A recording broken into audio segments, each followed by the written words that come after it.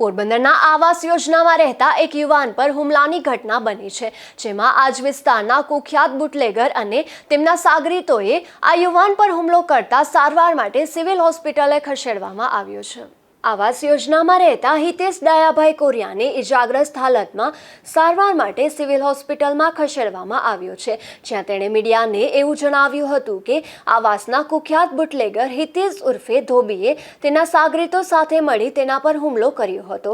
હિતેશને અન્ય વ્યક્તિ સાથેની મેટરમાં કારણ વગર જ તેના પર હુમલો કરાયો હોવાનું જણાવ્યું છે, ત્યારે પોલીસે તેના નિવેદનની તજવીજ હાથ ધરી છે। નામ બોલો તમારું? હિતેશ ડાયાભાઈ કોરિયા।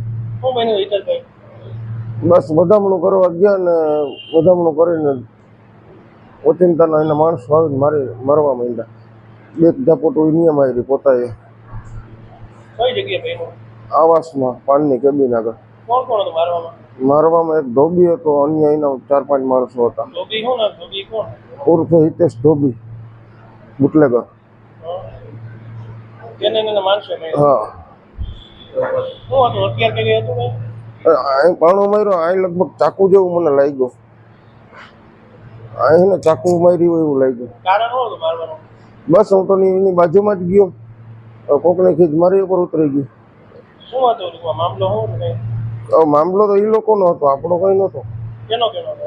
એ ત્યાં બે વાતો કરતા હતા, હું ત્યાં ગયો તો બસ ચાલુ થઈ ગયા।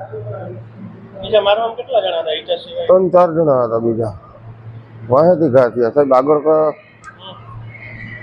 કોણ કોણ તમારા ઘરનું કોણ કોણ હતું ભેગું હતા? પછી અમારી ઘરવાળી મારા છોકરા હતા, પણ એ સામે દુકાનની બાજુમાં હતા, એનું ધ્યાન નહોતું ત્યાં, એને ખબર નથી પડી।